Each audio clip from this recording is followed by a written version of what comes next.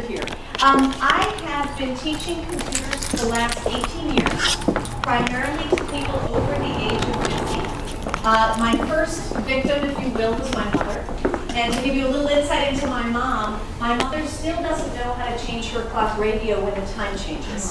So I live in New York City. I have a little cottage in Niantic. Mom lives in Niantic. And so when the time changes, she leaves her clock radio until I come home, adding or subtracting an hour until I come home and I can fix it for her. My mother emails me every day. So instead of calling the book, Is This Thing On?, I wanted to say the title should be, If My Mother Can Learn the Computer, Anyone Can.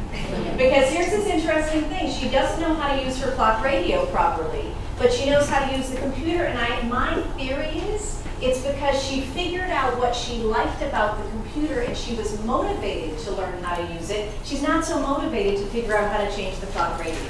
So what I want to do with you people today is I want to give you some ideas of how you can use the computer to see how you might be motivated to use it. Most people, there are 3 reasons why they want to get onto a computer. Email, the internet, and because they don't want to feel left behind. And the problem with that 3rd reason is it's actually emotional. And what it means is you already have a stumbling block in front of you before you get onto the computer because you already feel like you're left behind, right? That's why you don't want to be left behind. Statistically, I'll let you know, in the United States, less than 50% of people over the age of 60 have ever seen a website. Less than 50% of people. So those of you sitting in this room that have seen a website, those of you that are about to see a website, you're actually ahead of the curve, you're not behind it.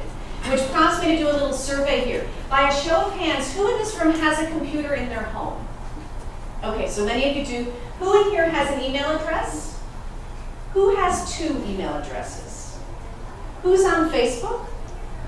Who's on Twitter? Who's never touched a computer? Not many of you. Okay. Some of you have. Good. Is there anybody in this room other than my goddaughter in the back row who's under the age of 40? Okay, so we all belong to a very specific club. We are what I refer to as digital immigrants. Anybody under the age of 40 is a digital native. That means they were basically born with a keyboard or a mouse in their hand. If not immediately, very soon after their birth, they held onto a keyboard or a mouse. You can recognize them. They pick up that thing called an iPad. You don't even know what it is, and they're already playing with it before you can figure out how to turn it on, right? Those of you that are from another immigrant population, you know you can learn to cook the local food. You can learn to speak the local language, but it's never as good as the home cooking you grew up with, right? So the first thing I'm going to ask you to do today, from this point forward, I'm going to ask you to stop trying to compete with digital natives. You are not a digital native. You will never be a digital native. You can do everything a digital native can do. You're probably going to do it slower, and that's okay because we have time, right? So the fact that they do it quickly doesn't mean they're smarter than you. It doesn't mean they're better at it than you. It just means they're doing it faster. So for those of you, I don't know who here has taken a computer class, but you'll know if you've taken a computer class with a digital native, you frankly can't figure out what they're talking about because they go too fast and they use an entirely different language. There are computer classes here at the library that are geared specifically to digital immigrants, which means they're not going to be using words that we don't understand. That's part of the problem with technology is it's a whole nother language. Burning. It used to be you could burn your toast. Unfortunately, your house could burn down. But burning now means moving something from one venue to another. People burn music on their computer. They're moving it from a CD onto their computer. Viral was something, God forbid if you were viral, you didn't tell anybody you were viral, right? Now viral is a good thing. So it's hard for us to sort of adapt to this language. So when I wrote Is This Thing On?, which is the book that I have recently updated for people, my mother was my editor for that book. My mother read every page of that book. And if I, God forbid, put in a word there that she didn't understand, she circled it in red, and I had to go back and figure out another way to say it. So I try as much as I can not to use words people don't understand. So I'm going to ask you today, if I say anything you don't understand, raise your hand and interrupt me, because I will never stop talking. So I might not give you a chance to ask about it. So certainly raise your hand and say, what do you mean by download? I don't understand what that means. I'm very happy to answer questions throughout. So who in this room has a computer that is older than 5 years old? I think I do. Okay. Older than 7 years old? Okay, so at the Smithsonian, there's the woolly mammoth, and right beside the woolly mammoth is a spot for your computer, because a computer, in fact, it's like dog years. Your 5-year-old computer is really 10 years old. It's not 5 years old, because every 6 to 8 months, a new innovation comes down the pipeline with technology, which is precisely why we digital immigrants are so overwhelmed. Because we hear about one thing and we're just starting to conceptualize what the heck they're talking about, and 6 months later something new is coming down the pipeline. So part of that promise to me that you're not going to try to compete with a digital native is, you're just going to take a deep breath and you're only going to use the technology for how it benefits you. The fact that something new came down the pipeline and you're still happy using your computer and you think it's fast enough for you is perfectly fine. You don't need to change until you discover a benefit that you want to have that what you have now can't give to you.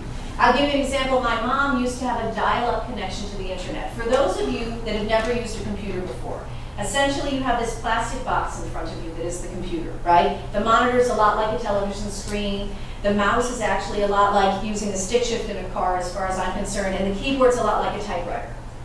You don't need to know how to type in order to use a computer. Full disclosure, I typed 5 books with 4 fingers. I call it it's true, I call it the Columbus method. Find the key and land on it. I just do this while I'm typing. So you don't need to know how to type. But essentially, that plastic box is how we ultimately can connect to the internet.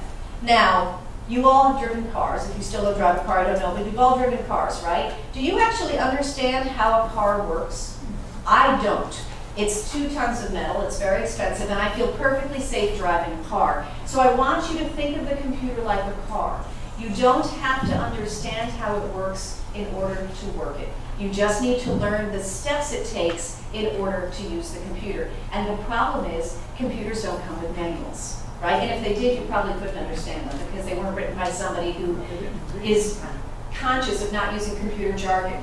So my goal for you today is to try to have you only understand the minimum you need to understand in order to use it, and give you some steps in order to have you enjoy it and talk about the benefits.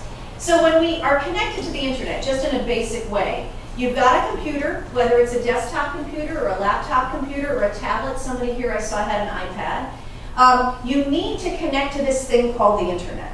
I do not understand actually how that connection happens, but I know what I need to do as a user to make it happen. I usually need to pay either my telephone company or my television cable company in order to get that connection, right? What they're going to do is they're going to send you a box, or they're going to come to your house and install a box, and that box is called a modem. You do not need to know what it's called in order to have the modem work in your house, but that's what it's called. Remember old-fashioned telephones? You picked up the handset and there was a cord that went to the base and there was a cord that went to the wall. Most of us don't have that anymore. Most of us have a phone that when you pick it up in your home, there's a base station and you walk around, right? You can talk in the kitchen, you can talk in the bathroom if you want to. That technology happened because there's an antenna inside the handset that talks to an antenna inside the base station. It's the same way, this is my cell phone. My cell phone is able to be used, obviously, without being tethered to anything. When computers first came out, and they were connected to this thing called the internet, it had to be plugged into the box in order to make the connection to the internet. Now we have something called Wi-Fi. And what that means is, the box in your home, sometimes it's in the room I'm actually in the library, but we're not going to see it now. The library has a modem. The modem that's in the library has an antenna or 2 on it, and it's actually sending a signal out so this entire building can connect to the internet without being plugged in. That's called Wi-Fi, or wireless fidelity is what it stands for. I only tell you, you don't need to remember that, but I was doing a talk in the Bronx a couple of weeks ago, and there was this woman, she was about 80 years old in the audience, and I said Wi-Fi, and I said wireless fidelity, and she went, wireless fidelity, which meant it went into her brain bank. When I left the library that day, her grandson was waiting to take her home, and she walked out and she said, "Do you know what Wi-Fi stands for?" "It stands for wireless fidelity." I thought her grandson was going to fall over. I was like, good for you. So you don't have to know what the words are in order to use it, but every once in a while it's nice to sort of surprise somebody.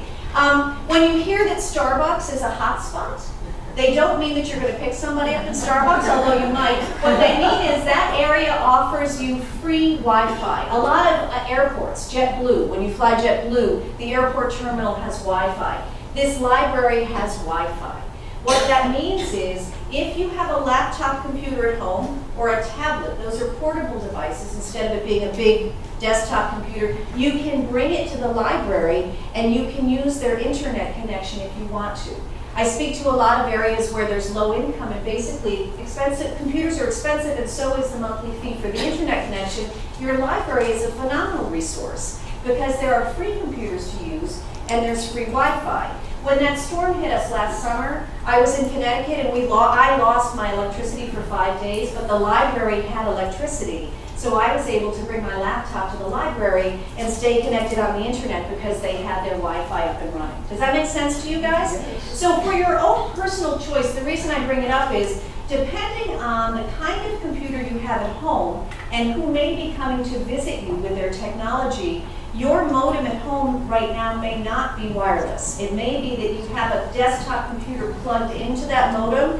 When it's time, your grandkids are coming or your daughter's coming and they're bringing their laptop, they don't want to have to plug into that modem. So you may want to call the company that you're paying for your monthly service and say to them, can you send me a new modem that's wireless? And what that means is your whole home would have a signal to the internet, and you wouldn't have to be tethered to the desk you're using right now for your computer. If you had a laptop, you could use it on the back porch. You could use it in the living room. Does that make sense to you guys? So, say again? You have to plug into anything? No, you won't have to. What will happen is that the box will plug into the internet connection the way it does now, which is probably either through your phone jack or through your television connection. But the device you're using, the computer you're using, won't have to plug into it because inside the computer is a little antenna and inside that wireless modem is a little antenna. Those antennas are going to talk to each other and that way you can connect to the internet. Yes? Is that even the older computers have that? Older computers, it depends on what you're saying for older. A 5-year-old computer or younger will definitely have a Wi-Fi connection. And does that mean your mouse will then be wireless? No, if your mouse is tethered to your computer, it's always going to be tethered to your computer. You'd have to buy a wireless mouse. Well, So, I don't have one, but I couldn't make it work. okay, well, no, if it's a wireless mouse, that would work whether or not you have a Wi-Fi connection to the internet. Okay. Yes. If you convert your house to Wi-Fi, you have a security problem? Such a good question. Thank you for asking that. So here's the issue. You have a wireless connection around your house where you can connect to the internet. If you don't put a password on it, anyone who's within range of that signal, they don't get to see what's on your computer, but they can take advantage of your connection. Now, this isn't so obvious when you're living in homes, but I live in New York City, and I have an apartment. So if I didn't protect my Wi-Fi connection in my apartment, the person above, because it's usually for about 300 to 500 feet is where the signal will go. So above me, below me, to the left and right of me, my neighbors could piggyback on my Wi-Fi signal if I didn't put a password on it. Now, what's the downside of the piggybacking on your Wi-Fi signal? It slows down your signal. It's like a highway. The more cars on the highway, the slower the cars travel. So the more people using your signal, the slower it goes. Now, if you want to be nice, I actually had an older couple living over me, and I didn't want them to have to pay for their Wi-Fi signal, so I told them my password. So they're able to use my Wi-Fi signal because they have the key to open it, to use it because I gave them the password. So you have a choice to make when you bring the Wi-Fi into your home, if you're going to have it open with no password, or if you want to secure it with a password. I would suggest you secure it with a password just to be on the safe side. When you're using, remember again, the old-fashioned telephone, right? If somebody wanted to tap into your phone call, they literally had to put something on the physical part of the phone or on the wire going to it. When we use a cell phone, this is not to make anybody paranoid, but when we use a cell phone, somebody can break into the signal of your call. Now, would they bother to break into it? I have nothing interesting to say. Believe me, nobody's going to tap into my calls. But just to let you know, security-wise, a Wi-Fi connection is less secure than a tethered connection to the modem. It is not impossible for somebody to break into the signal because it's actually a signal passing through the air. Now, do the math on this. Somebody breaks in on one person's signal in their home and they don't really know who it is they're breaking in on, their chances of finding information valuable enough to break a federal law, pretty slim. A library is not the best place to actually go in and break into the Wi-Fi signal because library patrons, by and large, are just normal Joes who want to go to the library.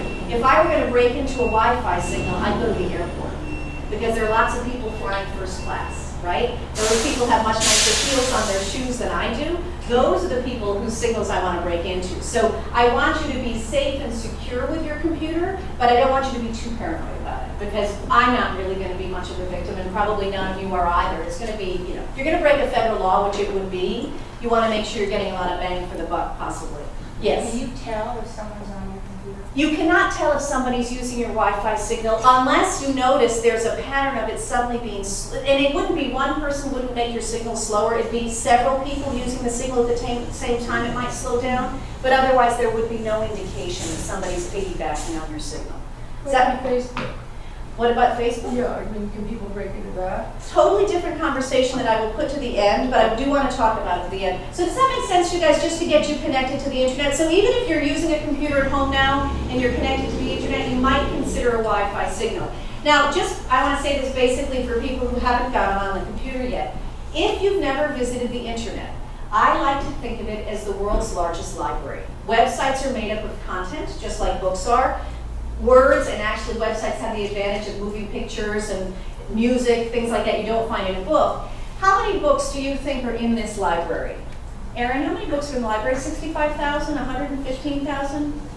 Oh gosh, I don't even know the answer to that question. Let's say a larger library has about 100,000 books. Some libraries have much less than that. Very few have much more than that. The internet is made up of websites. Websites are like books with content. Let's say this library has 100,000 books in it. The internet has over 350 million websites. So when somebody says to me, I got on the computer and I can't find anything interesting to me, I don't know why anybody ever uses a computer, I think they might not be going to the right website, right? So I'm going to make a suggestion to you. And here's, for me, I said this thing about driving a car before, as far as a computer's concerned. If you got into your car on a Sunday afternoon, right, you got the day off, Sunday afternoon, and you didn't tell the car where to go, what would you do? You'd sit in your driveway, right? So with a computer, you can't sit in front of a computer and think, this amazing piece of technology, it's going to take me somewhere. It's just a dumb plastic box. It has no imagination. You're the human being with the imagination. You have to tell the computer where you want to go. So I'm going to make a suggestion to you. Between now and the next time you get on the computer, I want you to have a piece of paper nearby. And I want you to start writing down things that interest you. Your daughter's going on vacation to Peru. What's the weather going to be like when she's there? Or can I look up her hotel and see what it looks like? I'm thinking of going on vacation next fall. You know, I use a walker. Where's the best disabled hotel in New England, right? Why do they call a sandbar a sandbar? Is Ronald Reagan's first wife still alive? You'll notice none of those questions have anything to do with technology, because looking up answers to technology is really boring, right? I want you to look up things that are interesting to you. So if you have a piece of paper and you start writing down things between now and the next time you get on the computer, you're going to have some place to go that is satisfying to you. That's when the computer starts to get interesting. The reason I think my mother got hooked on the computer was she wanted to be a librarian, and she didn't succeed because she had 3 kids and she got distracted. But my mother has a very curious mind. And when she realized that she could answer all of her questions by getting on the internet, she was hooked. Now, she didn't spend an hour every day on the internet. My mother, when she started, and I think it's a really good idea for any of you who aren't on the computer yet, she only went on the computer for 15 minutes a day. 15 minutes every day for 7 days adds up to more than that hour that you're going to sit there one day and forget it when you don't go to the computer for another 7 days, right? So the way to learn this, whether you're a new user on the computer or you're trying to learn something new on the computer, is small, palatable doses in consecutive periods of time rather than big spaces in between, because otherwise you keep reinventing the wheel. Speaking of wheel, when I took my driver's ed class in Old Lyme, Connecticut, which is where I grew up, Mr. Bickford and I drove around Old Lyme for an hour. At the end of the hour, we parked in the Old Lyme parking lot for the high school, and he said, "How was that?" And I said, "I have no idea. I had no memory of driving the car for that hour. I didn't go through stop signs, I did everything right, but because I was so nervous about the driving, I was concentrating so hard on the driving, I didn't see a tree, I didn't see the lake, I just drove." That's what happens to people when they're nervous with technology. I think what happens to you is you get on the computer, and in the beginning, because you're nervous, you're really looking through a tunnel. And only when you get more comfortable does that tunnel open up and you begin to see everything on the screen in front of you. That takes a while. That's why 15 minutes every day is going to warm you up to it. Some people say to me, in your 18 years of teaching a computer, have you ever found somebody who couldn't learn the computer? And I will tell you, in 18 years of teaching a computer, I've never had a student who couldn't learn the computer. I've had many students who learned and said, I don't like it, and they never touched it again, and that's totally allowed. But I'll tell you, the hardest student I ever had was a woman who had lung cancer that had metastasized to her brain, and it meant that she had no immediate memory. So if we were in the course of having a lesson and I went to the ladies' room and I came back, she wouldn't know who I was or why I was there. And so I tried to figure out how I could teach her how to use the computer when for her, every time she sat down, it was a totally new experience. So what we did was, I made a series of index cards. And the first card hung over her computer with a piece of masking tape. And it said, you know how to use a computer. And I sometimes feel like we all need to have that piece of paper on our computer to remind us, you know how to use a computer. It said, you know how to use a computer, and there was an arrow that pointed down, and on the keyboard were a series of index cards. And each one was very simple. The first one showed her how to turn it on, which is sometimes the hardest thing with a computer. The second one then told her how to get to the internet. The third one had the steps to get to her email. What I thought was really interesting with her was, during our first few lessons, she was so nervous. She almost cried several times, and her hands shook. Over the time of our lessons, even though she couldn't remember she knew how to use the computer, her nervousness dissipated over the visits. So by the time we had our 6th lesson, even though she didn't remember she knew how to use the computer, when she sat down more calmly, and she didn't shake and she never cried again. So that's about habitual behavior. Even though she couldn't cognitively remember she knew the computer, a part of her body got more comfortable with it. The next time I got in a car with Mr. Pickford, I remembered the drive, right? So for you using a computer, whether it's learning for the first time or whether it's learning Facebook or something that's new to you, or your, God forbid, your email service just changed how it's designed and suddenly what you were used to has changed and you need to learn a new version of it, it's a matter of slow and steadily letting it be absorbed into yourself so that it becomes comfortable. Does that make sense to you guys? So here we are. We have this internet, the world's largest library, 350 million websites at your fingertips. And in the back of the book, I actually list 200 websites broken down by category. So if you think you can't come up with an idea, in the back of the book, I've got 200 ideas for you. And throughout the book, there are suggestions, but it's a nice little glossary back there. When you go to a library, it used to be that there was a card catalog for you to find what you were looking for. I actually remember in elementary school we had library resource class. You got a list of 5 things, and the first person to find them got to check out the first book. I love that. We don't have card catalogs anymore, do we? We now have a computer where we look things up. Well, the internet with 350 million websites, you have to find the website that you're looking for, and sometimes you don't know the website address in order to find it. So I want to walk you through some of the tips to help you find things on the internet. The card catalog on the internet is called a search engine. We've all heard of Google, whether you've ever used it or not, or we get Googled now. It's actually a verb, it's a noun, it's a website, it's everything. I Googled myself recently to see what was online. Google is a website that is a search engine. So it means it's the website you go to find information. It is not the only search engine online. There's a chapter in the book that walks you through how to use search engines, and it gives you other examples of search engines. But I'm going to walk you through this. The computer gets turned on, it gets connected to the internet, and you go to the website Google, which is google.com. What opens up on the screen in front of you is a picture, and there's a text box in the center. In that text box, you need to type in keywords to let Google know what it is you're looking for. So I'm going to give you some tips on how to make that easier. Let's say I wanted to find botanical gardens. I would open up Google, I would click inside the text box, and I would type the word botanical and the word garden. Now what's going to happen if I do that with 350 million websites at my disposal? It's going to find a website that has the word botanical somewhere on the website and the word garden anywhere else, not together, right? So I'm going to get somewhere in the range of 160 million websites. That's about what it is from the last time I looked. Instead, I want to narrow that down if I can, so I'm going to use quotation marks. I'm going to do quotation, the word botanical, give it a space, the word garden, and an end quotation. So what I'm doing by putting the words in quotation marks is I'm telling Google I want the phrase botanical garden.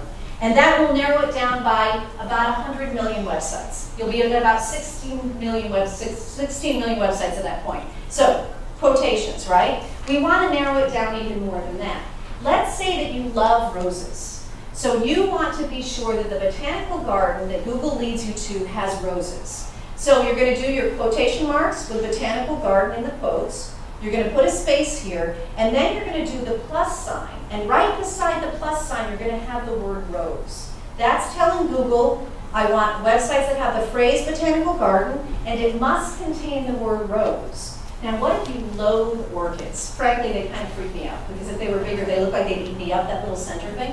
So let's say you don't like orchids at all. So you're going to do botanical gardens as a quote, so it's the phrase. Give it a space. The plus sign with the word rose, give it a space and a minus sign and the word orchid. And that means the word orchid will not appear on that website anywhere. So you're able to narrow down your searches by doing phrases, making sure a word is in there, or making sure a word isn't in there. Does that make sense to you? Yes? Do we have to quote rose and orchid? No, you don't have to put quotes around rose or orchid because, in fact, you don't need to have them appear next to each other, right? The quotations are just for phrases. So like at one point I was showing a client, I was looking for free ice skating rinks in New York City. I'm a big ice skater in the winter, and this client of mine said she was too, but she didn't want to pay. So I did free ice skating, because really that's the phrase I want. Then I gave a space, I did New York City as another phrase, because that's the phrase I want, but they might not be together in the website. Do you see what I'm saying? So you can have phrases, separate phrases in your search. The plus just means that word has to appear there, and the minus means that word doesn't appear there. Does that make sense to you guys? Yes. The plus and the minus, there's no space. No space between the plus and the minus. And the word. And the word, yeah, and the word. And that's all in the book. There's a whole little chapter there on how to do search engines. It helps you. So let's say you're searching. You always have to think creatively. My God-given name is Abigail Stokes. It's actually Abigail Pemberton Stokes. But the name most people call me is Abby Stokes, unless my mother's mad at me and then she calls me Abigail. So if you were searching for me online, it is likely that you're going to search for Abby Stokes, because that's the way you know me as an author. But you might find something else under Abigail Stokes. Bill Clinton. If you had a grandchild who was doing a book report on Bill Clinton, right, and they were searching on your computer at home, you want to remind them they're going to search for President Clinton, President Bill Clinton, President William Clinton, President William Jefferson Clinton, right? You see what I'm saying? So when you're doing a search, don't just peel back the onion in several different ways, because you're not really sure. The website could have been Free Ice Skating NYC. Free Ice Skating Manhattan, right? Not necessarily New York City. So you want to be creative with how you're doing these searches to be sure you get all the information you can. Does that help you guys? Yes. Good. It's important to be able to find what you're looking for in order to enjoy this thing called the internet, right? So let's talk a little bit about security issues, because I know for some people, some of the enjoyment on the internet is shopping online or banking online. And for some people, that's really a terrifying thing to do. So we want to talk through a little bit about how to be as safe as you can. The first thing is, regardless of how many people enjoy what they're doing on the internet, it doesn't mean you need to do it, right? No matter how much you hear people talk about Facebook or banking online or whatever it is they're doing, just because somebody else loves it doesn't mean you need to do it. If somebody wears high heels and they look fabulous in them, it doesn't mean you should be walking in high heels, right? So I'm not promoting that you do anything you're not comfortable doing. However, let's get rid of some fallacies about shopping online. People are afraid to shop online because they're afraid of credit card fraud, which I completely understand. But when you hand your credit card to a waiter, or you make an 800 phone call to LL Bean over the phone and you give out your credit card, you're exposing your credit card and your street address and that magic little number on the credit card and its expiration date to other people, right? So the internet is no different than your three-dimensional world. There are criminals on the internet, no more than there are criminals in your three-dimensional worlds. What I would suggest you do is get a dedicated credit card that you use just online. So if the card had to be canceled, it's not your only credit card. So get a credit card that you use just online. Always look at your credit card bill and be sure it's right, because in fact, if somebody uses your credit card and you see it on your bill and you alert your credit card company, you do not have to pay for that fraudulent charge. I just had it happen to me, it was maybe 5 months ago. I have no idea how it happened, but somebody charged a $7,000 airline ticket, first class to New Zealand. I so wanted to go, but I didn't have the airline ticket, I just had the charge on my credit card. I called the credit card company, it was not an issue at all. They took the charge off of my credit card, they sent me a new credit card. The only inconvenience was that time I didn't have the credit card. So really for you, the inconvenience can be gone if you get a devoted credit card for your shopping online. Does that make sense to you guys? Banking online is different. Banking online, and I comfortably do it, my sister will not do it. I'm very happy to bank online because your money at the bank is also insured, right? So the bank is doing everything humanly possible to make that website that you're using to bank online as safe as it can be. The same way they're doing everything humanly possible to make the bank as safe as possible, right? Do people break into physical banks? Absolutely. Are they going to break into the website? Absolutely. That's what criminals do. If man makes it, man can break it. So nothing is ever going to be 100% safe. So it's all according to what's comfortable for you. But one way that you can protect yourself if you choose to bank online is how you choose your password. So let's talk a little bit about passwords. One, I want to talk about safe passwords, and one, I want to talk about how you can harness your passwords, because some of us have too many passwords, and most of us don't have great memories. I know I don't.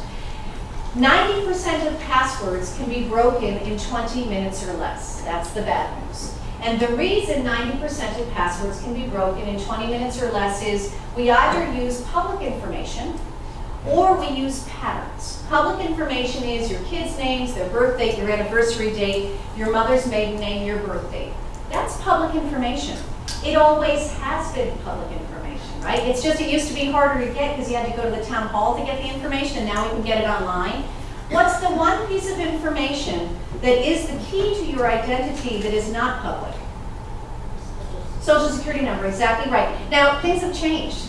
Those of us that are digital immigrants, when I got my Social Security number, my mother made me bring home the card, and she said I couldn't go out and play until I memorized the number, so I still have it memorized today, and she said never leave home without this in your wallet, right? That's the way we grew up. That is no longer the case. You do not want to carry your Social Security number on you or your insurance card if your number is the same on your insurance card. God forbid you get hit by a bus, they're going to take care of you in the hospital until they get your Medicare number. So remove from your wallet anything that has your Social Security number and put it in a safe place in your home. That's identity theft. When I have your Social Security number, I can be you. And that's what we want to be cautious of. And the internet isn't making identity theft worse. Criminals make identity theft bad, not the internet. We have to be very clear that the internet isn't the criminal here, right? It's the person that's the criminal. So back to passwords. 90% of passwords can be broken in 20 minutes or less. I proved this last summer. I did a bike ride from Berlin to Copenhagen with 3 women. Now, I see your eyes go up. The 3 women I was with were 78 years old. Not so impressive that I rode a bike from Berlin to Copenhagen. Very impressive that they did. It took us 2 weeks. It was lovely. At one point, we came to a boat basin. We all had to use the bathroom. We got to a boat basin that had a public bathroom there. Nobody was around. And the bathroom had one of those locks, you know, with the 4 buttons, and then you turn the handle. And we stood there for a while wondering, should we ride into town and see if we could find a restaurant, or should we wait and see if somebody comes in? And I thought, Abby, this is what you do for a living. 90% of passwords can be broken in 20 minutes or less. Use your head. And so I said, not in German, because I don't speak German, I said in English, try 1, 2, 3, 4. And the door opened. For a brief moment, I was a genius. I was like, how did that? So it just proves how easy it is. Somebody thought that was the easiest password, and they're right. So we don't want to use public information or patterns for our passwords. And I know somebody in this room is saying to themselves, I can't remember anything else. And I'll say to you, baloney. Who was your first kiss? Although I did have a woman not so long ago in the front row. And I'm thinking, how many people did she kiss in that small window of time when you have your first kiss that she could remember? What's your favorite food? Now, I said this to a client of mine. If I said her name, you might know who she is. And so I won't say her name. Her password was her first name and her last initial for everything. And I'm like, you can't do that. You're famous. That's crazy. And she said, I can't remember anything else. And I said, what's your favorite food? And she said, chocolate, in a heartbeat. And I'm like, okay, we can work with that. Like, you didn't hesitate about chocolate. So, the ideal password, except for your Wi-Fi connection, your Wi-Fi password, if you're getting a modem and you want to protect it, that should be 15 characters long or longer. We don't want to do that for your email or something else because that's going to just be hell, frankly. So the ideal password is 8 characters or longer if you want to, but at least 8 characters long. It's going to be a combination of letters and numbers. And passwords are case sensitive, which means a capital letter has to be a capital letter every time you type it if you choose a capital letter. So 8 characters long, a combination of letters and numbers, at least 1 capital letter in there. All right? When you go to write down your password, which you're going to do the moment you choose it, because in just a moment you're going to forget it, right? So the moment you choose your password, you're going to write it down, and I want to give you some clues to writing it down. This is the letter O. This, with a slash through it, is a 0, because a year from now, when you look at that password for the first time because you got a new computer, you're not going to be able to distinguish the two, right? So the letter O has no line through it. The 0 has a slash through it. This is an L. The number 1 has a hook at the top and a platform at the bottom, right? So that's the way you distinguish an L from a 1. And because I know my handwriting has gone to hell in a handbag, even though I think I wrote it in a way that I'll recognize as capital, I want you to underline the capital letters. So when you write down that word and you choose your capital letter, just put an underline underneath it so there's no question whether it's capital or not. So let me give you this example. You have one email address, or some of you may have 2. There's a reason for having 2, so that one email address just goes to friends and family, and the other one you use when you shop, and that's going to get more junk mail. I suggest you have one password for all of your email accounts, right? So you don't have to think about that. They share the same password. I suggest you have one password that is a standalone password for if you bank online.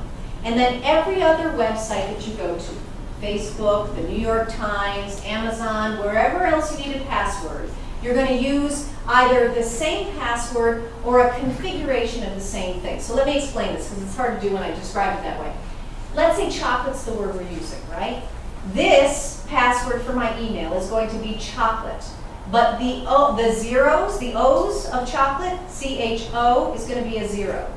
L, O is going to be a 0, right? So chocolate has 2 zeros built into it. I might make the first letter a capital letter. I might make the L a capital letter, whatever letter I want to make capital. And then I'm going to add 2 numbers at the end. Maybe it's my street address, 25, right? So chocolate 25 is the password for all of my email accounts, right? Easy to remember. I've written it down though in case I need to look at it.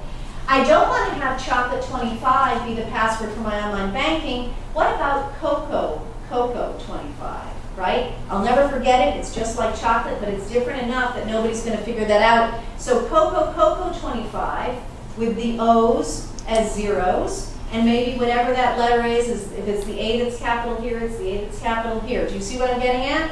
So chocolate 25 is here, Cocoa 25 is here.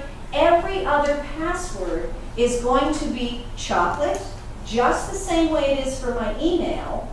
25 at the end, just the way it is for my email, but maybe the first 2 letters of the website. US for US Postal Service, right? AM for Amazon.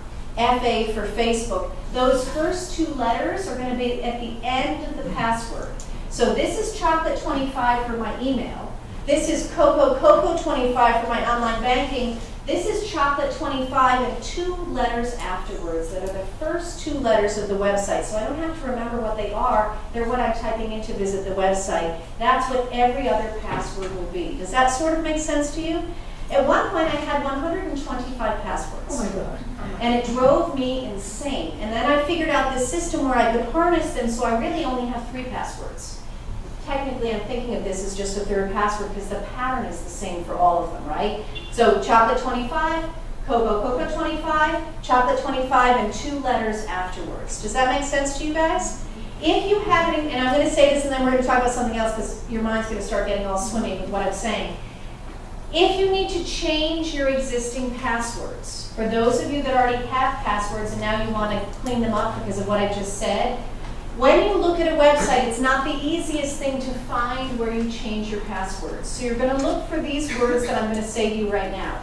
You're going to look for the word profile, or the word account, or the word settings.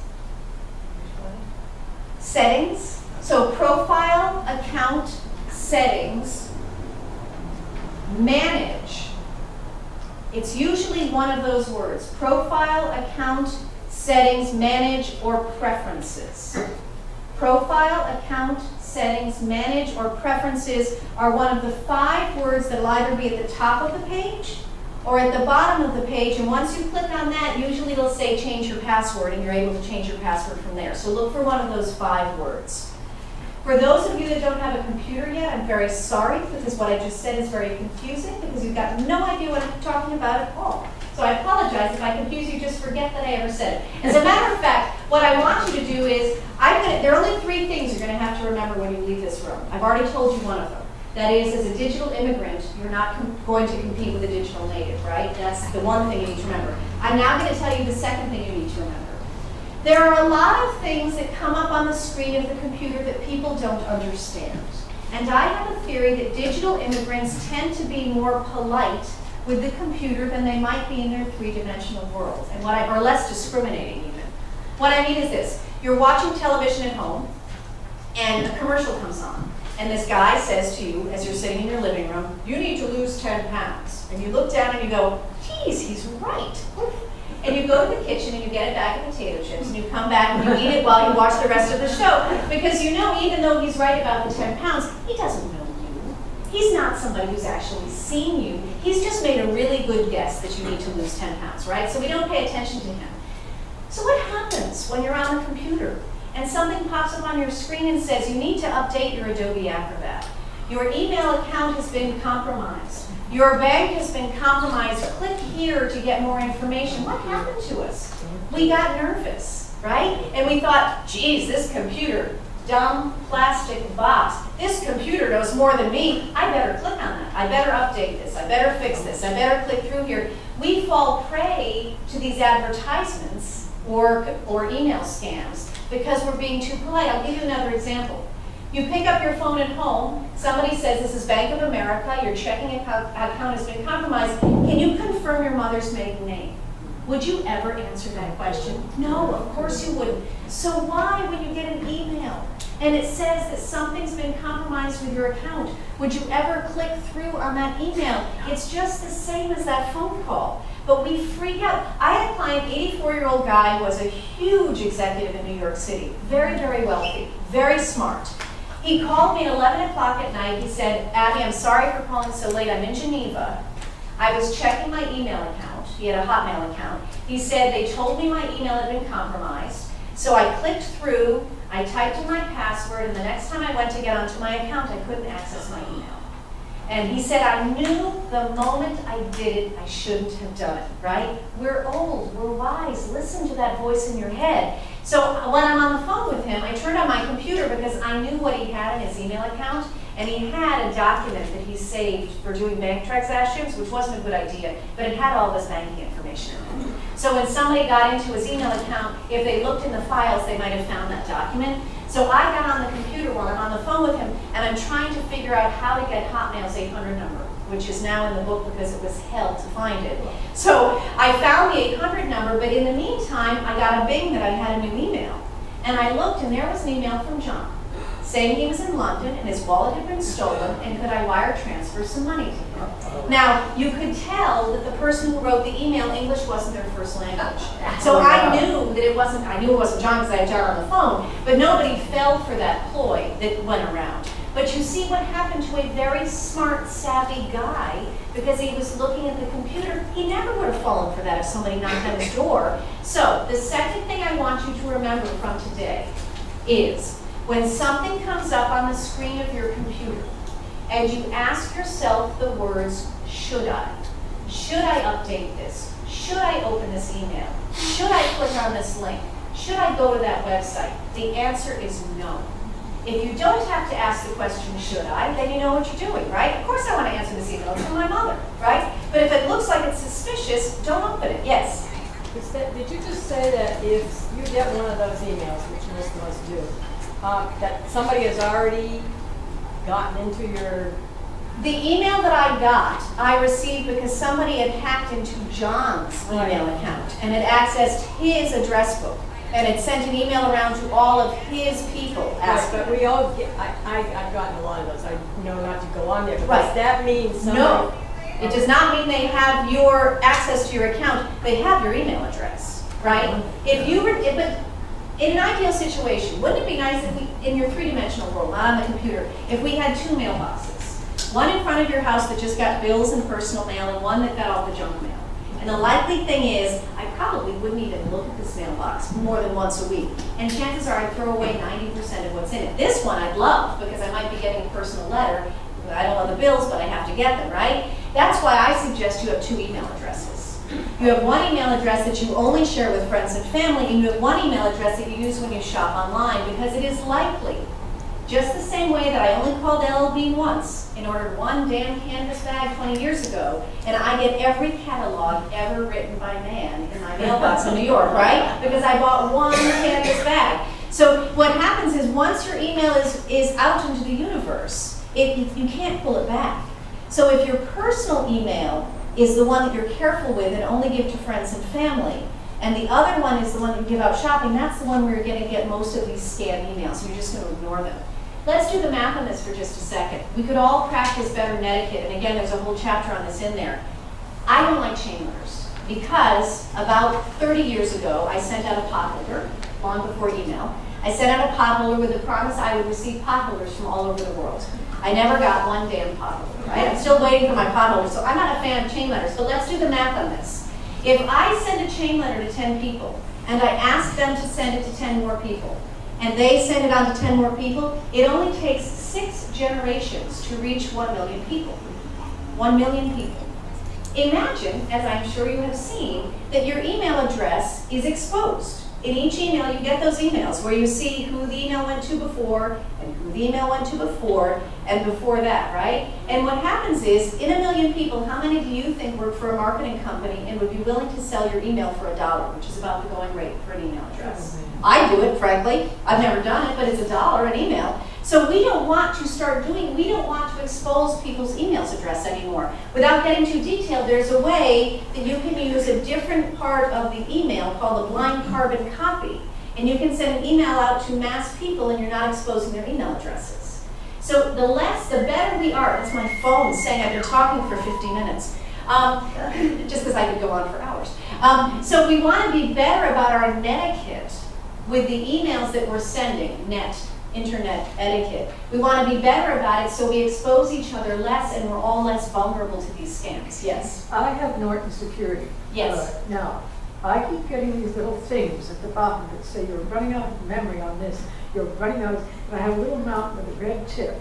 And a techie friend of mine said they're just trying to scare me. So one time I went into it and they wanted to sell me something. Is that usual? Yes, so hear what she said if you didn't hear her. She has Norton antivirus protection on her computer. Which you gotta have. I'll talk about that in a second. Norton antivirus is a software that protects your computer from viruses. Now, the other day I was again in the Bronx doing a talk, and there was a very sweet man in the front row who didn't have a computer, and he said, I said, does anybody have any questions? And he said to me, I have a question. Can I catch a virus from my computer? Now, you all laugh, but I loved him for asking that question because I was like, well, how would he know the difference? Like, it was actually a sweet question. I was like, good for you for asking. No, you can't catch a virus from your computer because a virus, as we know it, is a germ that goes from one person to another. A virus on a computer is a program that somebody has written that goes from one computer to another. Statistically, the person who wrote it is between the age of 15 and 35, and statistically it's a male.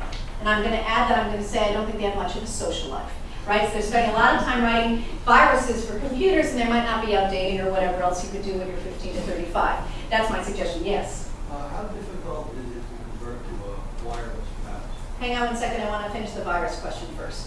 So, I will be right there though. So a virus is something that gets onto your computer because you have clicked on something that releases it onto your computer.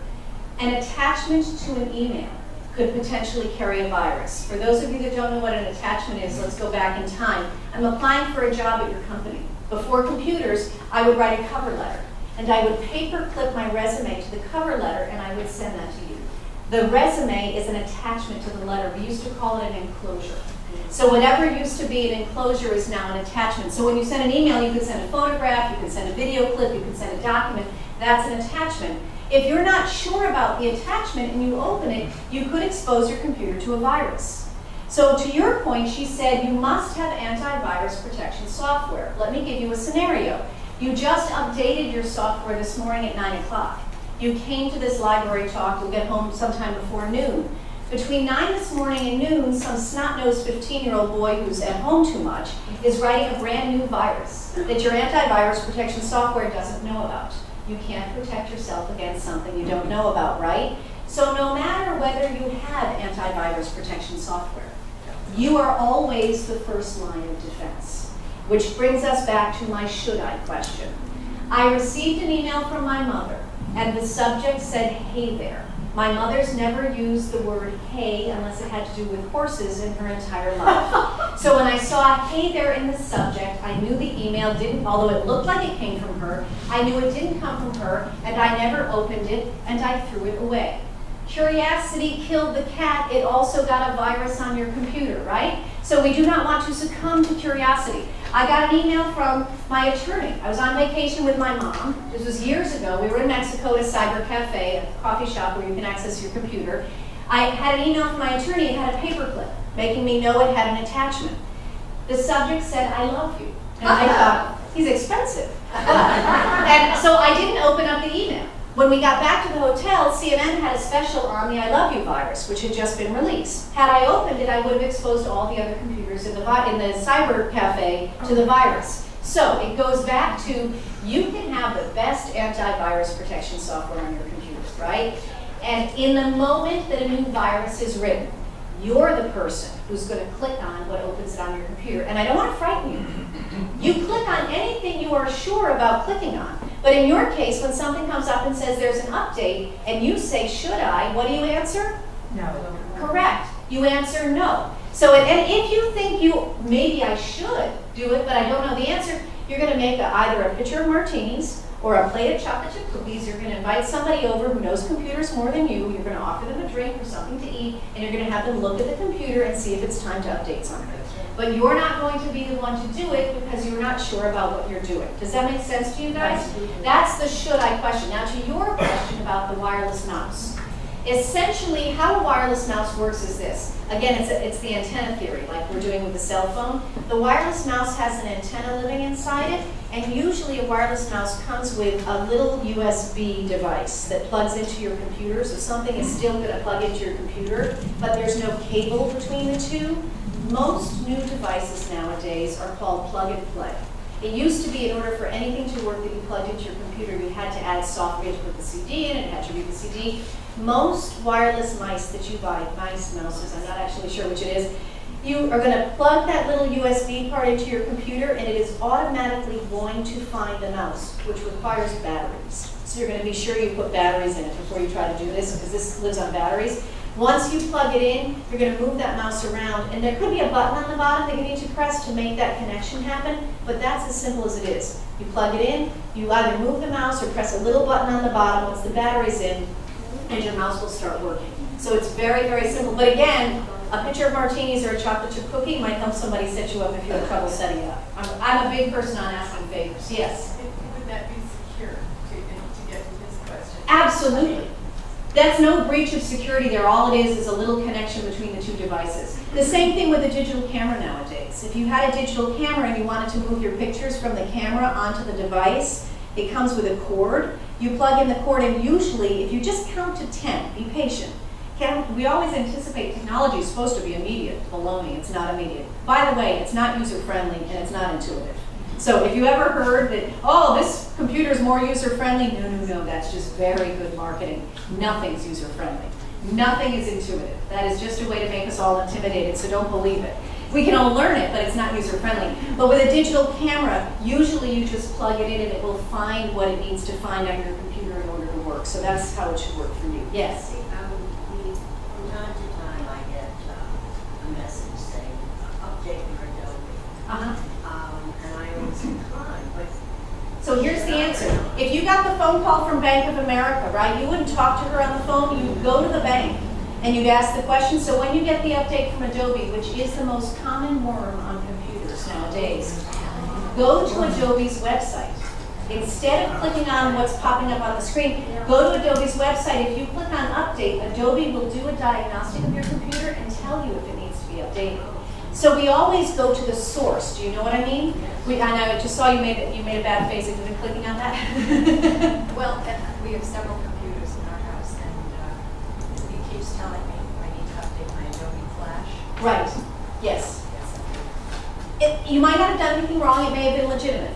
You might have opened up something on your computer. Your computer's working fine right now. What you should do is, in the chapter, in the back of the book, there's a chapter called Troubleshooting. It shows you how to go through some diagnostics to clean up your computer, to be sure that it's as clean as it can be. Otherwise, again, that picture of martinis or chocolate chip cookies, get somebody in there to do a little cleaning up of your computer and be sure it's safe. How do you make Yes, I did the progress to laptop. do it? Say it again? I did do that on my laptop, but I didn't do it on our standalone computer. Right. But my husband said yesterday they want me to update my Flash player. And It may need to be updated, but he was instead... precluded from opening some email. Right, right, and it's true. It may need to be updated, but go to their website now and update it from their website rather than clicking on it. Yes. I got the same thing, and the other day I did download it. Right. But then I started reading, you have to read and when I got, my gut's always right. So I didn't then do Yeah, agree to it. yeah. Right. So now I'm just will ignore it. Right. It may be that your Adobe has to be updated. Just go to the website to do it. Don't click on what pops up on the screen, because why is that not the man telling you you've had to lose 10 pounds, right? How do we know it's not an advertisement? I want to segue to something because I see what time it is and I don't want to have you guys running late. I just want to address the issue of Facebook because I feel like it is the white elephant, pink elephant, gray elephant in the room for a lot of people, and I just want to talk about it, not because I want you to join Facebook. I have no investment in you joining Facebook. I refer to Facebook as the green beans of the internet. You know when you hand a plate of food to children, it has a hamburger, they eat the hamburger. It has the mashed potatoes, they eat the mashed potatoes. It has green beans, and they say to you, I'm not eating the green beans. And you say, well, have you eaten green beans? I've never eaten green beans, I just know I don't like them. And what do you think of that child when they do that? They're immature, they're not very bright, and they're not very brave. So what do you think people think of you when you go, I'm not doing Facebook, and they say, have you ever seen it? You're like, I've never seen it. What do you think they think of you?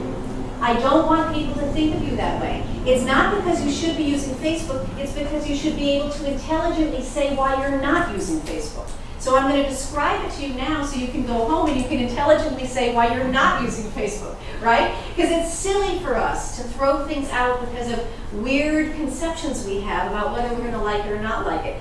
So let me explain to you. I think part of the reason why we immediately see Facebook as the green beans on the internet is because of actually some of the words used in the language of Facebook.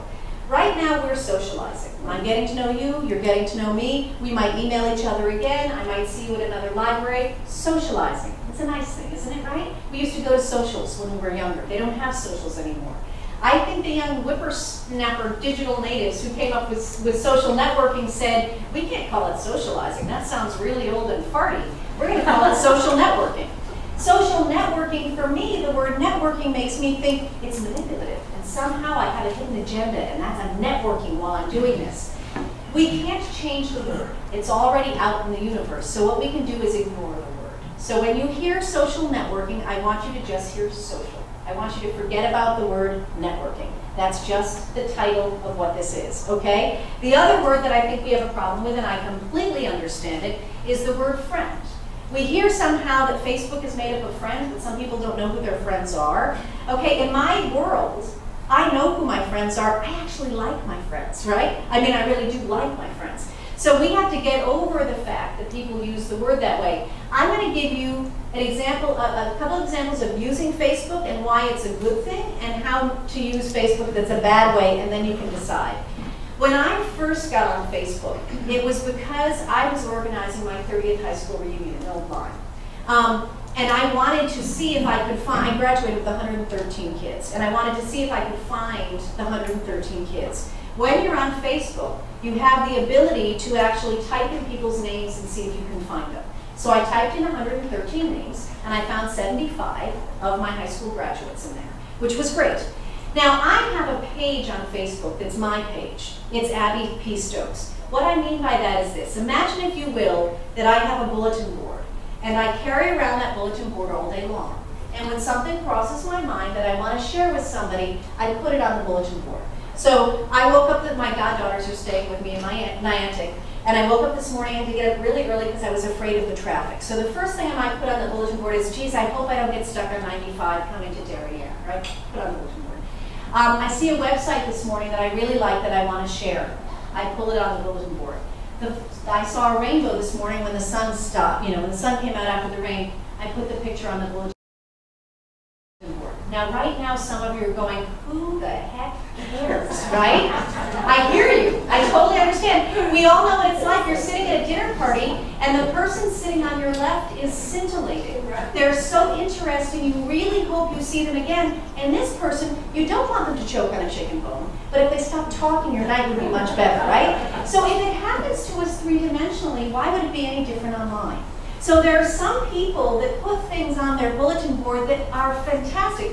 Last summer, when we lost our electricity, I used Facebook to track where the guys were fixing the electrical wires, because my mom's disabled. And the moment I saw they were in my neighborhood, I put on Facebook, has anybody seen the truck? And somebody put down the corner where they were working, and I got on my bicycle, and I wrote to them, and I said, my mom's 4 blocks away. She's disabled. Can you go there next? And they did. So for me, I was like, yeah, I love Facebook. But in this example of the reunion, I have my Abby Stokes page, which I invite people to come see my page. People who are not invited to see my page can't see it. But this Old Line High School page I created so that all 75 people could come there. And the point of this page was, I was organizing the reunion. I didn't want to get all the heat for making a bad decision. So on the page we discussed, should it be wine and beer, should we have a live band, should we have kids come the next day, and we came to a joint decision on this. Because we were all going to see each other at the reunion, the 75 of us, for the most part, did invite each other to be friends on Facebook. So that meant not only were we on this page, but we also could see each other's private pages. The reason I bring up the reunion page is, you can go on Facebook and never have a friend on Facebook, and never look at a personal page. Many organizations have pages. I bet this library has a Facebook page. It means that you could follow the library on Facebook and see what their next events are, see if it's open on that rainy day, whatever that is. So you don't have to follow individuals on Facebook. You could follow organizations. But what happened with these 75 is we all followed each other.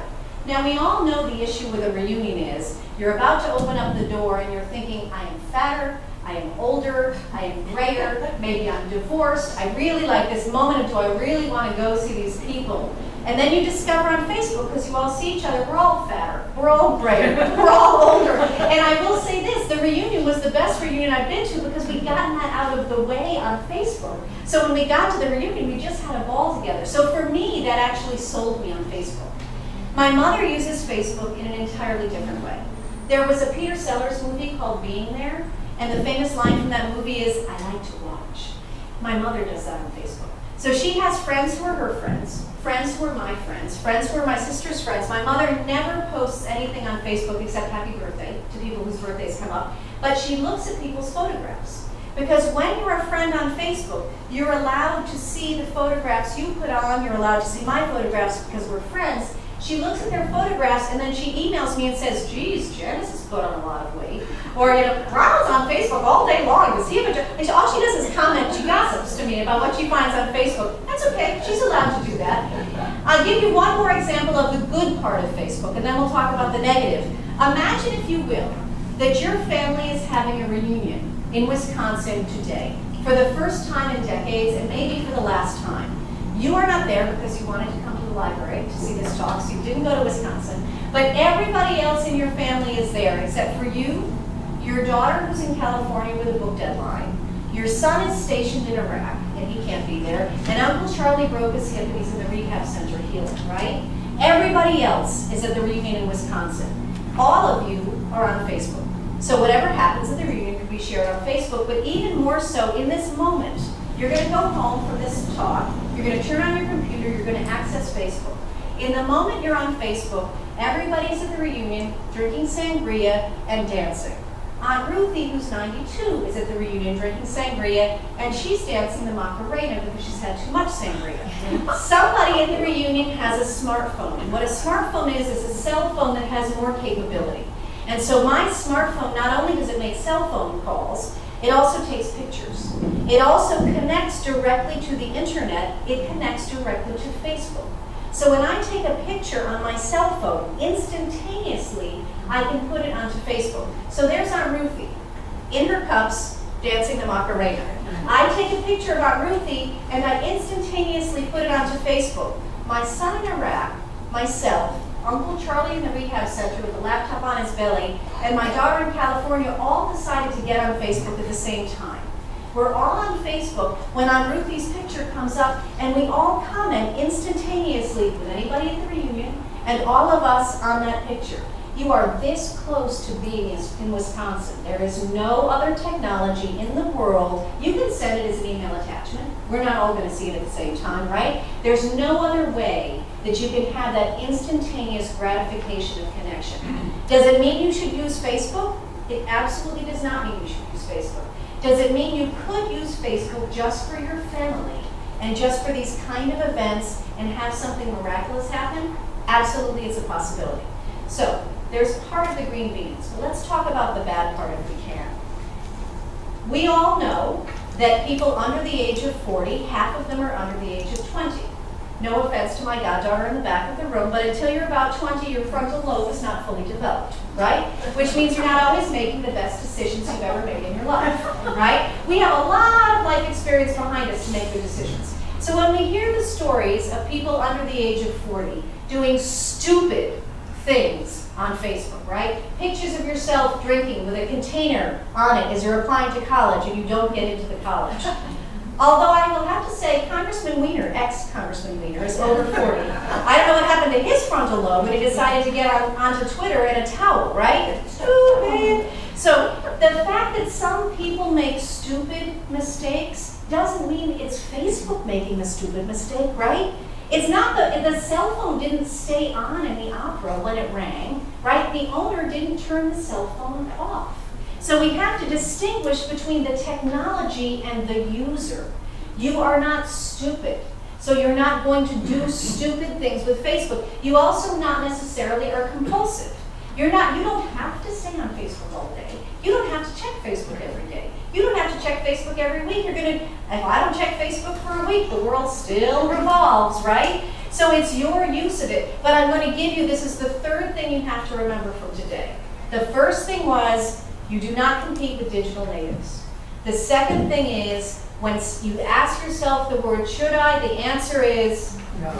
Correct. The third thing is, before you put anything in writing nowadays, Tiger Woods can speak to this about texting to hookers, right? Before anything goes in writing, it passes through a particular filter. If you're not comfortable putting it on the outside of the door to your home, don't put it on Facebook. Right? I wouldn't put on Facebook, I'm going on vacation for 2 weeks, because I wouldn't put that on my apartment door in New York City and let somebody know I wasn't going to be home. 2 weeks later, I'll come and I'll put my pictures from my vacation on Facebook, right? So you're not going to put on your Facebook page, my boss sucks, I really want another job. People do that because they're stupid. You're not stupid, right? So your filter is, if you're not comfortable putting it on the outside of the door to your home, don't put it in writing. I'm going to give you one example. My sister has terrible interior design skills. Awful. I totally disagree with everything what she wears and her home. About 8 years ago, she lived in a house in up in Nyack. And now she lives in Niantic. Something about those words. I visited her house. I hated her curtains, I hated her sofa, I hated her rug, and I proceeded to send an email to my mother to that effect. Room by room, sofa by sofa, I slayed Eve's interior design.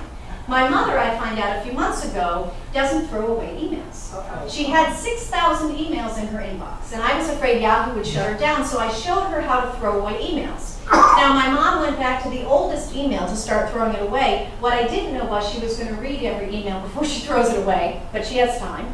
She came to the email that I wrote about Eve and her interior design, and she wanted to send it to me because she thought it was so funny, but of course, as Freud would say, no mistakes ever happen. She sent it to my sister instead. And so I came home to Connecticut, and I drive it in the car. My sister's in her front yard, and she just has a piece of paper in her hand, and I'm like, I wonder what that is. And I see the look on her face, I'm like, I'm in so much trouble. I don't know what happened. And then I see it's the email that I sent to my mother 8 years ago.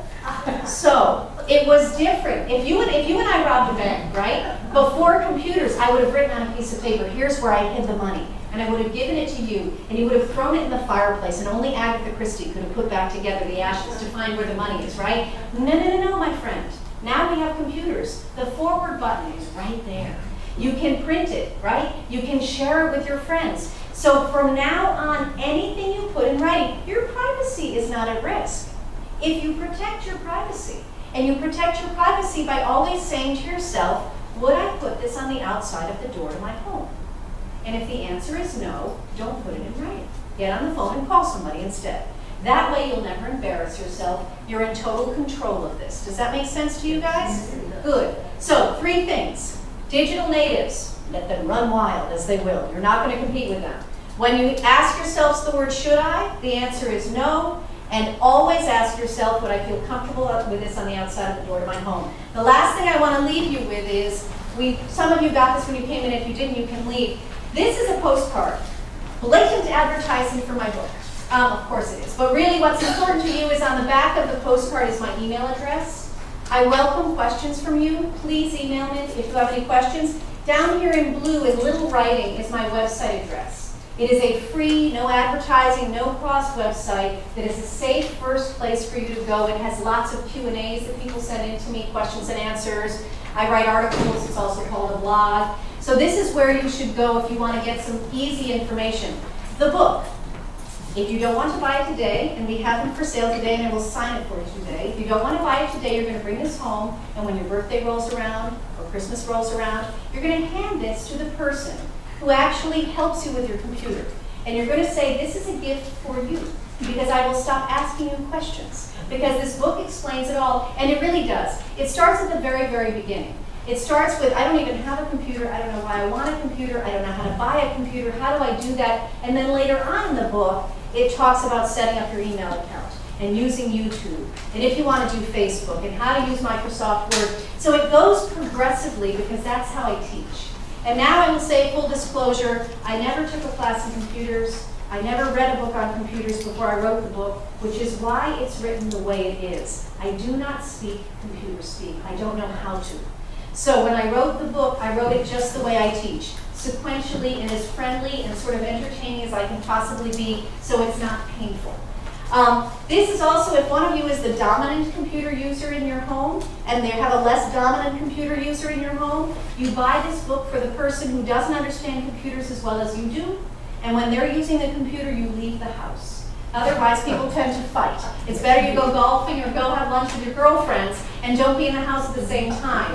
It just doesn't work out that way. I don't teach couples together. I don't think couples should teach each other the computer.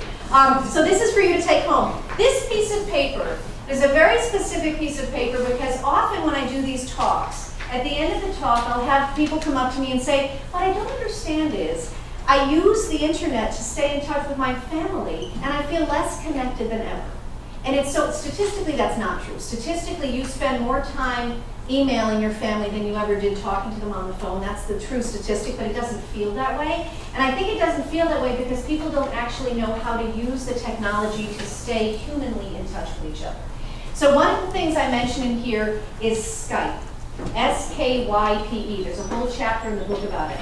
Skype allows your computer, if it has a built-in camera, or you could buy a camera for it, allows you to call friends and family or to video call them. And I'll give you an example that I did when I was in Berlin. Right, I did the bike ride last summer. My mother emails me breakfast, lunch, and dinner every day. She wears a lifeline, which she's supposed to press, which she's fallen 4 times and she hasn't pressed it. So now she has to email me breakfast, lunch, and dinner so I know she's okay. So I'm in Germany, and I don't get an email from her at breakfast time, US time. I don't get one at lunchtime, and I begin to get suspicious. And by breakfast the next day, my sister calls me. My mother had fallen down. My mother hadn't pressed her lifeline. She'd been on the floor for 9 hours. Luckily, she's healthy as an ox, and she didn't get sick from it, but she did break her wrist in 5 places. And so my sister told me on the phone, you know what, Mom's fine. She's having surgery tomorrow. She's going to be totally fine. You don't have to enter vacation. And of course, I don't believe my sister, because my sister's job is to have me not end my vacation. So I said, Eve, you have a laptop that has a camera built in. I have my laptop in Germany with a camera built in. I said, tomorrow at noon, Eastern Standard Time, why don't we Skype each other? So what that means is I'm in my hotel room in Germany with my laptop. The hotel is Wi-Fi, so I can connect to the internet. My mom is in the hospital, which is Wi-Fi, so she can connect to the internet. So she has Eve's laptop with the camera. I have my laptop with the camera. Skype, which is free, doesn't cost anything, allows you to connect through the internet to talk to or see each other. For 45 minutes, I saw my mother and I talked to her from Germany to Connecticut for free to make me feel okay about the fact that she was going to be fine and that she was actually better than I thought she was in the fall. That is Skype. So imagine, if you will, you're the keeper of the famous chocolate chip cookie recipe in your family, right? You email it to your grandchild. Your grandchild at 5 o'clock on a Friday is in their kitchen with all the ingredients and their laptop. You're in your kitchen with all the ingredients in your laptop. You Skype each other while you make the chocolate chip cookies. The moment they go in the oven, you say goodbye to each other. When they come out of the oven, you put them in a box and you email each other the cookies so that you can taste them. You see how the technology can actually be used to keep you in touch with each other. I'm going to now embarrass my goddaughter in the back of the room. She came to visit, she visits me from California and Connecticut every summer. And last summer we were in a drugstore and there was a kiosk that had postcards on it. And she said, postcards? How retro. And I'm like, oh, what are postcards? Retro? What the heck does that mean? So she bought a bunch of postcards and she sent them to her girlfriends back in California. And it occurred to me that there are certain things that digital natives have not rejected, but they don't know about. And I remember when I was a kid, my grandmother always gave me stationery with my name on it. And the first letter I wrote was a bread and butter letter to her. That's our version of a thank you note in our family. So I ordered my goddaughter some stationery with her name on it. And before I sent it to her, I addressed 5 envelopes with my mailing address and a stamp on them. And I sent her the stationery. And I emailed her, I said, do you want to be my pen pal? And she said, what's a pen pal? You see how things change? Now, she sends me letters back and forth, not often, not once a week, not once a month, but when it happens, it's a very special thing. So I'm saying to you with this piece of paper, do not assume that this digital native generation has rejected board games or just sitting down and having dinner without a cell phone in front of them. They don't know the difference because of the habits that they formed, right? Parents can't get away with this the same way grandparents can do, or godparents. When she hangs around with me, we're happy to put down our cell phones and go ride bikes and go, take a walk. It's so nice. Who wouldn't like that? You can't force it down somebody's throat, but you can suggest it. So that's what that piece of paper is about. It's a grandparent's cheat sheet to give you some clues of how to use this technology in a way that makes you more connected with your family. And now I see the time, and I've actually over-talked for 25 minutes, so I don't want to keep you guys any longer. But I want to thank you so much for coming. Happy to sign the books if you want to buy them. Please email me if you have any questions. There's one question right here. Okay, question. Yes. How do you get onto Skype? Skype is a website that you go to. So Skype, and I walk you through it all in the book. Skype, you go to Skype.com. You're going to download or pull their program onto your computer. You're going to sign in with an email address and a password. So use the same theory I gave you of passwords, and then you're good to go. It's actually very straightforward, but there's a whole chapter in the book that's dedicated to social networking, which I include Skype in that. So it describes to you exactly how to set up Skype. Yes.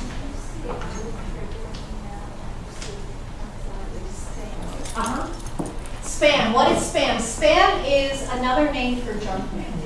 So when you're opening up an email and you know it's junk mail, instead of just deleting it, you click on the word spam or junk mail, and that's going to notify your email service that that's a piece of junk mail. So that's what spam is. It's not no, spam is not a virus. It's just junk mail. One more question, yes. Is there anything in the book about taking pictures from your digital? There's a whole chapter on digital photography. It tells you how to set your camera to be sure you have the right resolution depending on how you want to use the photographs, and how to get it from your camera not only onto your computer, but what you might want to do with it once it's on the computer, for printing it or putting it on the website. Yes? Is there a book that explains about Android's iPhones?